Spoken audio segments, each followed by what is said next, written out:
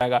अनिल जी हमारे साथ हैं। अनिल जी दोनों पे अच्छी पकड़ रखते हैं और इनफैक्ट करीब 6 महीने पहले हम अपने सिस्टर चैनल पे इनसे बहस कर रहे थे तो उन्होंने बड़ा अच्छा बताया था कि सिल्वर क्यों भागेगा और गोल्ड क्यों भागेगा, और जो टारगेट थे बड़ा अच्छा अचीव भी हो गया। तो मैंने आज कहा आइए आप दोनों देखते हैं शेयर और गोल्ड सिल्वर, तो आप ही बताइए क्या करे इन्वेस्टर। अनिल जी देखिए, गोल्ड और सिल्वर दोनों की कहानी हमने, जैसा आपने बताया, हमने पहले भी बात की हुई है। गोल्ड की कहानी थोड़ी डिफरेंट है और थोड़ी लॉन्ग टर्म है। गोल्ड में क्या हो रखा है, जो फंडामेंटल की बात कर रहे हैं, गोल्ड में जो रन शुरू हुआ उससे पहले कहानी ये थी कि जितने बड़े बड़े देश हुआ करते थे अपने जो फॉरेन रिजर्व के नाम पे वो डॉलर रखा करते थे और वही सबसे बड़ा, या फिर यूएस बॉन्ड में अपना इसमें इन्वेस्टमेंट करके रखते थे।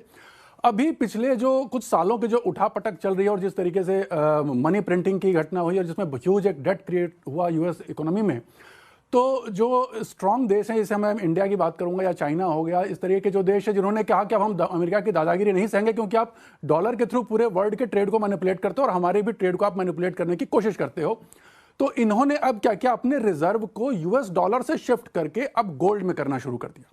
और उनका ये एक अंदाजा सही भी है क्योंकि यूएस ने बहुत पहले से ही अपना इंटरनेशनल ट्रेड पर एक डोमिनेंस फाइनेंशियल मार्केट के थ्रू ऐसे ही बना रखा कि आप कोई भी इंटरनेशनल ट्रेड करोगे तो मेरा डॉलर ही आपको यूज करना होगा। पहली बात, आप रिजर्व करेंसी के रूप में इसी को रखिए।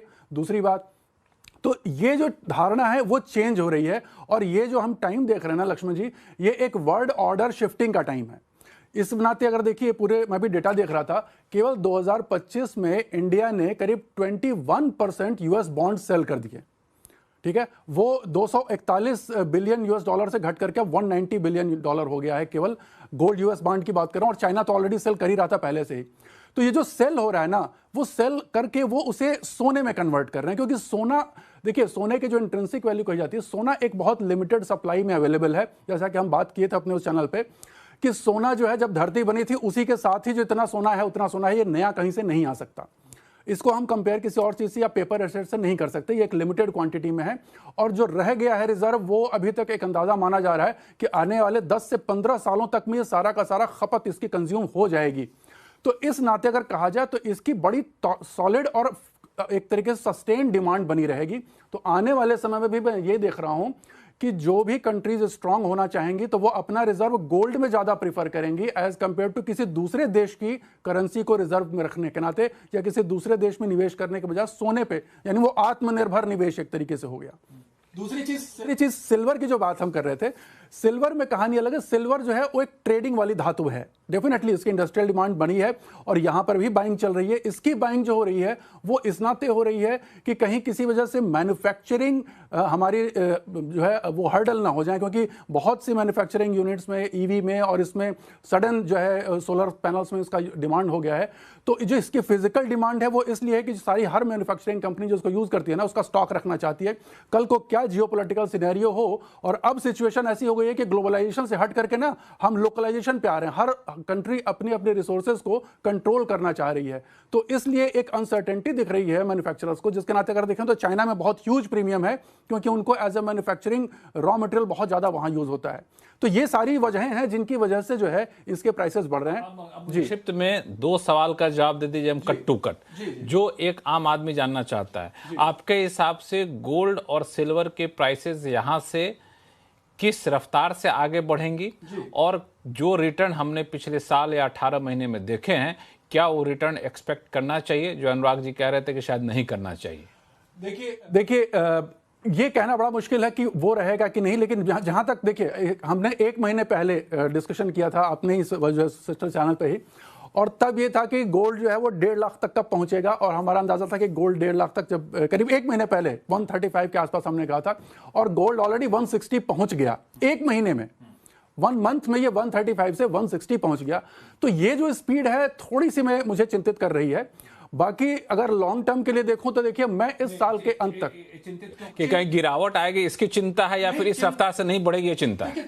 चिंता 2 तरीके की है। जो सडन प्राइस रेज होता है ना, ये सस्टेनेबल डिमांड की वजह से नहीं है। इसमें कहीं ना कहीं या तो शॉर्ट कवरिंग चल रही है या स्क्वीज है किसी तरीके का। जैसे सिल्वर में बहुत से बैंक शॉर्ट करके बैठे हुए थे, और उन्हें जब अपने ह्यूज लॉस में जब सौदे काटने शुरू किए तो प्राइस आपने देखा बहुत कम समय में बहुत तेजी से बढ़ी। ये जो आप देख रहे हैं ना 3 महीने में जितनी तेजी से बढ़ा है, ये वो बैंक झटकों की वजह से बहुत बड़ा रीजन है, जो शॉर्ट करके बहुत लंबे समय से बैठे हुए थे, मजबूरन उनको बेचना पड़ा, नहीं तो वो उनकी हालत थी कि वो खराब हो जाएगी उनकी स्थिति, तो उस वजह से उनको शॉर्ट काटने पड़े। अब निवेश की अगर बात कहेंगे तो मैं अभी भी कहूंगा सोने में निवेश करना अभी भी बहुत बढ़िया है। इस साल के अंत तक मैं इसको देख रहा हूं कि 2 लाख ये आराम से पहुंच सकता है। ट्रेड करें तो चांदी में आप निवेश अवॉइड करिएगा, ट्रेडिंग करिए चांदी में। चांदी बहुत वोलेटाइल धातु है, ये भागेगी तो कितना भागेगी इसका कोई भरोसा नहीं, और गिरेगी भी तो कितना गिरेगी कोई भरोसा नहीं है। तो इसमें आप ट्रेडिंग करें अगर करना चाहते हो, और सोने में लंबी अवधि के लिए 5 से 10 साल का होराइजन लेके चलें, बहुत बढ़िया रिटर्न जनरेट होगा। वही रहेगा कि 25%? हाँ जी, फॉर्मूला वही रहेगा मेरे हिसाब से। मैं जैसा सजेस्ट कर रहा हूं अपने क्लाइंट्स को, हालांकि हो सकता है बाकी लोग उससे राय ना रखें, लेकिन मेरा मानना है कि गोल्ड में इस समय 15 से 20% गोल्ड में और 5% आप सिल्वर में रखें, तो 25% टोटल इन धातुओं को एक्सपोजर दीजिए आप, और बाकी अपने अलग उसमें रखें। अनिल जी की बातों से आप में से कोई है जो सहमत नहीं है? अनुराग जी? नहीं लक्ष्मण जी, ये तो टोटली मुझसे परे है, ये जो भी डिस्कशन है, तो मैं तो ठीक है। एक्सपर्ट रखता ही नहीं हूँ। अब अभय अग्रवाल साहब आगे बढ़ते हैं। देखिए, मैंने जैसे कहा कि जो अनिल जी को ज्यादा आइडिया है फ्रैंकली, बिकॉज वो काफी क्लोजली देखते हैं कि डिमांड एंड सप्लाई की क्या सिचुएशन है। तो आई थिंक ये दोनों कमोडिटीज ऐसी हैं जो completely demand and supply driven है, और अगर किसी को अच्छा ये होल्ड है उसके ऊपर, जो देख रहा है कि कहाँ से सप्लाई रिस्ट्रिक्टेड है और कितनी डिमांड बढ़ रही है, ETF से डिमांड बढ़ रही है, एक्चुअल बायर की डिमांड बढ़ रही है, स्पेकुलेटिव डिमांड बढ़ रही है, तो हो सकता है बिल्कुल जो अनिल जी कह रहे हैं वैसा ही हो। इसमें एक चीज बड़ा इंपॉर्टेंट पॉइंट आपने उठाया, ETF या एक्चुअल बाइंग। वंदना, मैं आपसे पूछना चाहूंगा, जब अचानक से लगा कि अब सारी चीजें सुधर गई हैं, ग्रीनलैंड पे हमला नहीं करेंगे, ट्रंप ने बयान दिया, उसके बाद जो गिरावट आई वो गिरावट बहुत तेज गिरावट थी। अचानक से 10% तक गिरावट देखने को मिला सिल्वर में, लेकिन ये गिरावट ETF में ज्यादा दिखा, फिजिकल में बहुत कम दिखा। ये क्या माजरा है? मुझे ना कुछ चीजें यहाँ पे ऐड करनी है। ETF is just like FIIs कि आप मतलब क्विक मनी है, आप लगाया और आपने निकाल लिया, और ये एक टेम्पररी एक अपसाइड देता है, और ETF का अभी कंट्रीब्यूशन बहुत ज्यादा है, जिसकी वजह से हम बोलते हैं कि यहाँ पे एक करेक्शन आ सकता है। दूसरी चीज है, मार्च कॉन्ट्रैक्ट का एक्सपायरी होना बहुत इंपॉर्टेंट है चांदी के लिए, जहाँ की फिजिकल डिलीवरी की बहुत ज्यादा प्रेशर है, वहां पे हम प्राइसेस को एक बार करेक्ट होता हुआ देख सकते हैं। लेकिन इस बार जो रैली चल रही है, ये शिफ्ट है, ये मेजर शिफ्ट है, क्योंकि यहाँ पे फिजिकल मार्केट काफी दिनों से, मतलब 2025 से प्रीमियम पे ट्रेड हो रहा है, और जो पेपर मार्केट है वो डिस्काउंट पे है। और पेपर मार्केट डिस्काउंट पे कहाँ है, तो वो यूएस में। यूएस चाह रहा प्राइसेस नीचे की तरफ रहे, लेकिन चाइना को चाहिए फिजिकल चांदी, क्योंकि वो मैन्युफैक्चरर वर्ल्ड फैक्ट्री है, उसको पेपर ट्रेड नहीं करना है, उसको चाहिए चांदी। वो रिस्ट्रिक्ट भी कर रहा है एक्सपोर्ट को यहाँ पे, क्योंकि पिछले 5 सालों में चाइना ने बहुत सारी चांदी को यहाँ पे एक्सपोर्ट करा है। तो जो फिजिकल डिमांड है और उसको फुलफिल करने के लिए चांदी को यहाँ पे स्टोर किया जा रहा है, चांदी को कंपनी के लेवल पे भी स्टोर किया जा रहा है, कंट्री भी अपने स्तर पे इसको स्टोर करना चाह रही है, जिसकी वजह से मुझे लग रहा है कि चांदी फिजिकल डिमांड यहाँ पे ज्यादा मतलब मैं अपने सवाल को थोड़ा सा और फिर से ये कर दूं कि किसी को खरीदना हो तो ETF खरीदे कि फिजिकल खरीदे? जो लोग शॉर्ट टर्म का रखते हैं वो यहाँ पे फिजिकल खरीदे, उन्हें क्विक एंट्री और एग्जिट का वो है। जिनका लॉन्ग टर्म का व्यू है चांदी का, वो यहाँ पे फिजिकल में खरीद के रख सकते हैं। और फिजिकल में मुझे लग रहा है कि अपनी जो मार्केट है, और एशियन मार्केट, खासकर Asian market, China, India, Hong Kong और जापान नहीं क्या मैं कह सकती, सिंगापुर, 4 कंट्रीज है जहाँ पे चांदी जो है वो फिजिकल में प्रीमियम पे यहाँ पे ट्रेड रहेगी, क्योंकि यहाँ पे फिजिकल की डिमांड है पेपर डिमांड से ज्यादा।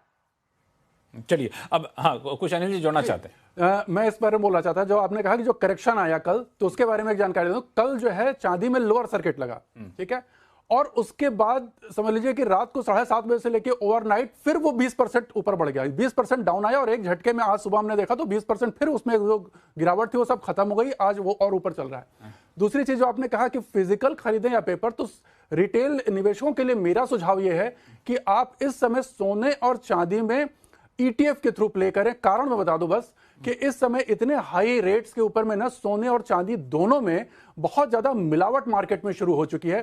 चांदी में लेड की मिलावट शुरू हो गई है और सोने के अंदर जो है और मेटल्स की मिलावट शुरू हो गई। तो प्योरिटी जो है वो बड़ा एक क्रूशियल इवेंट हो गया है। तो सबसे सेफ तरीका है कि आप ETF के थ्रू प्ले करें, आप एकदम सुरक्षित रहेंगे। आपका बहुत ही बैलेंस व्यू हमारे सारे मेहमानों ने दिया है। आप पैसा लगाना है तो अपना तय कर लीजिए, बाकी सारे लोग सर्टिफाइड एडवाइजर भी हैं, लेकिन चूंकि पैसा आपका होता है, आपके खून पसीने कमाई, तो आप बेहतर जानेंगे। लेकिन दोनों पक्ष आपके सामने बखूबी हमारे मेहमानों ने रखा। अब सवाल सबसे ज्यादा ये उठ रहा है कि इक्विटी मार्केट को लेकर के। ये सवाल इसलिए हम लोग इतने ज्यादा चर्चा किए गोल्ड सिल्वर पे, क्योंकि इक्विटी पीछे छूट रहा है। जब पीछे छूटा तो जाहिर तौर पे लोग जो आगे बढ़ा उसकी चर्चा करेंगे।